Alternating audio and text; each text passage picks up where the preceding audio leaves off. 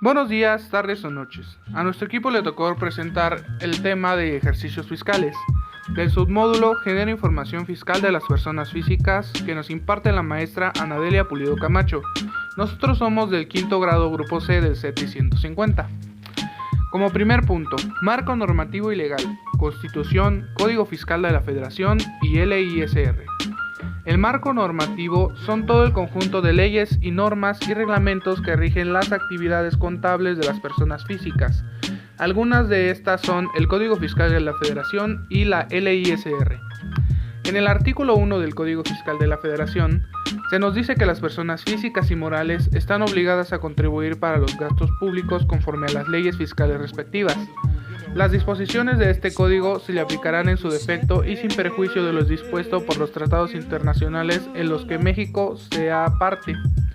Es decir, que tanto las personas físicas como las morales están obligadas a dar una contribución a los gastos públicos en forma de un impuesto.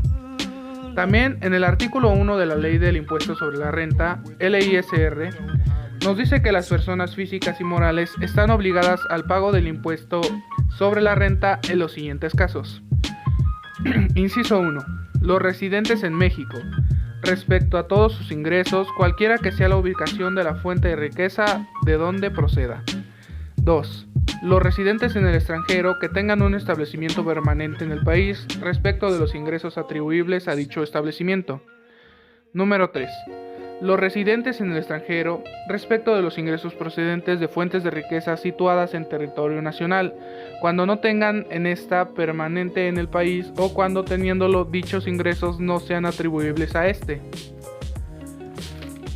Como siguiente punto, elementos de los impuestos. Para empezar, ¿qué es un impuesto? Pues los impuestos son las contribuciones que nos establece la ley y que deben pagar las personas físicas y morales que están en la situación jurídica o de hecho prevista por la misma. Los impuestos cuentan con 4 tipos de elementos: el sujeto, el objeto, la base, la tasa o tarifa, según el artículo del Código Fiscal de la Federación, los cuales son: el sujeto es la persona física o moral que tiene la obligación de pagar un impuesto determinado en los términos establecidos por la ley de dicho impuesto. Objeto es la actividad o cosa que la ley del impuesto señala como motivo de gravamen, de tal manera que se considera como el hecho que genera el impuesto. Base es el monto gravable sobre el cual se determina la cuantía de un impuesto. Tasa o tarifa.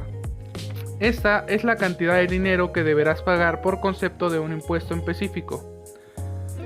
Para el punto número 3, clasificación de los contribuyentes. ¿Qué es un contribuyente? Un contribuyente es una persona física o moral con derechos y obligaciones frente a un agente público, y estos se dividen en 2 grandes grupos, los cuales son las personas físicas, las personas morales. Las personas físicas son un individuo que existe realmente. Se trata de una persona con capacidad de ejercer sus derechos y contraer obligaciones. Las personas morales son un sujeto de derechos y obligaciones que existe como una institución y no como un individuo. Es creada por una o más personas físicas para cumplir un objetivo social que puede ser con o sin ánimo de lucro. Algunos ejemplos de las personas físicas podría ser un taxista, un maestro, un médico y un dueño de una tienda.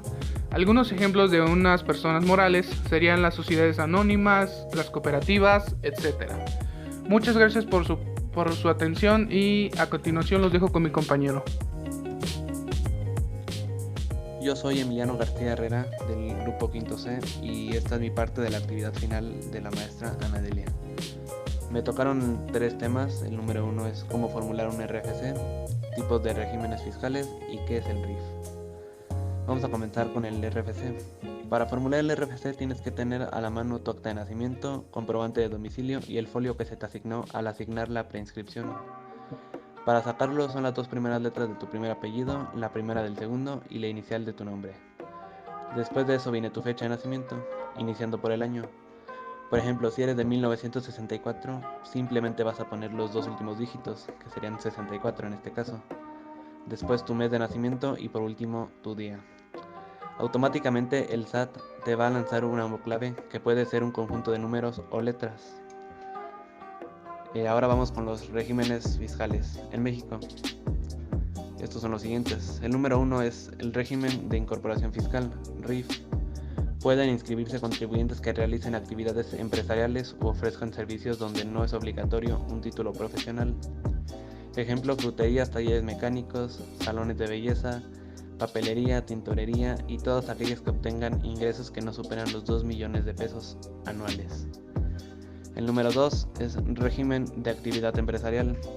En este régimen no se establece un monto mínimo de ingreso y pueden inscribirse las personas físicas que realicen actividades industriales de transporte, comerciantes, ganaderas, agrícolas o de pesca.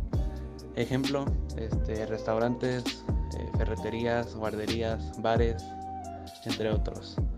Número 3. Régimen de arrendamiento de inmuebles.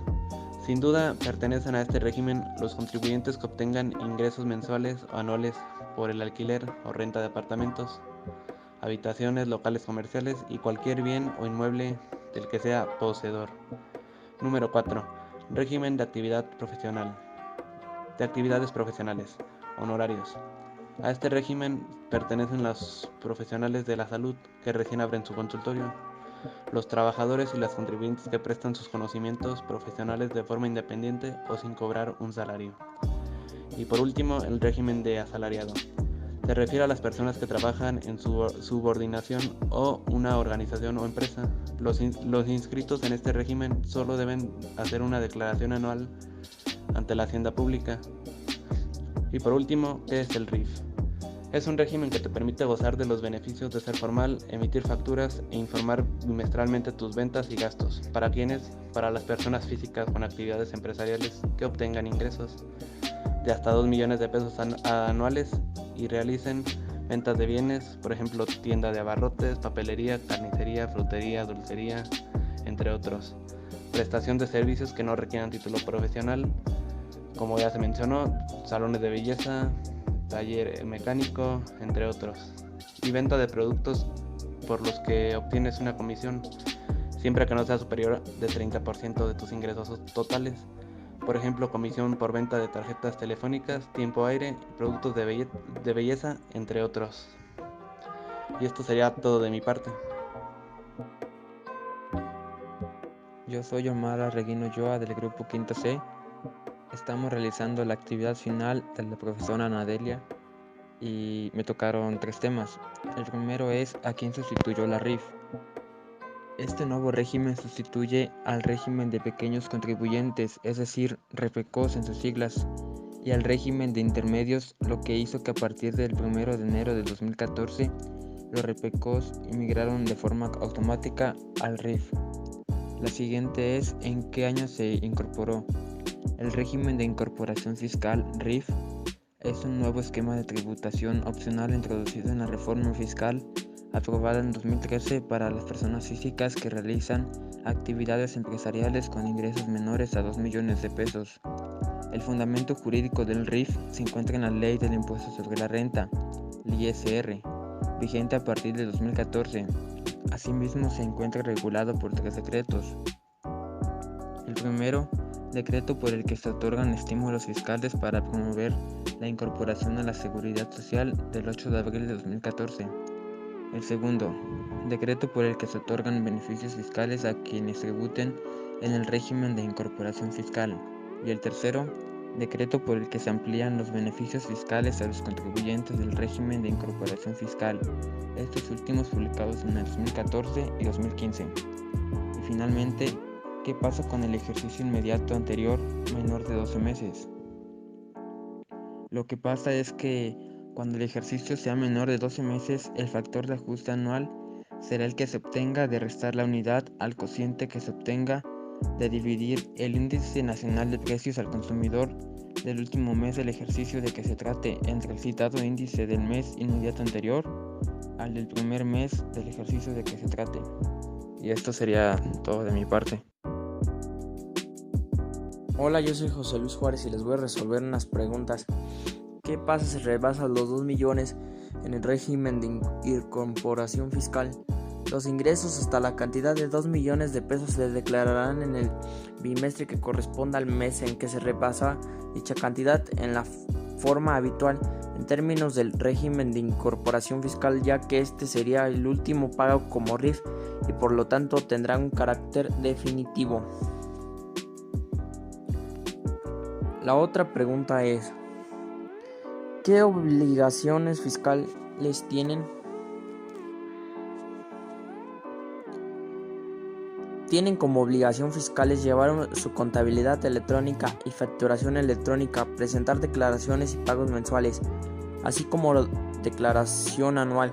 También deberán presentar la declaración informativa de operaciones como terceros y declaraciones informativas anuales. La otra pregunta es: ¿qué beneficios fiscales tienen? Un beneficio sería la reducción del pago del ISR, el IVA y el IEPS. Otro beneficio sería: como patrón dueño de un negocio o trabajador independiente, puedes junto con tu familia acceder a los servicios de salud y diversas prestaciones sociales que otorga el Instituto Mexicano del Seguro Social. Otro sería: no pagas el ISR durante el primer año de estar inscrito en el RIF, ya que tiene una reducción del 100% y disminuye de forma gradual 10% cada año. Otro es: para el IVA y el IEPS también se aplica esta reducción únicamente por las operaciones que realices con el público en general.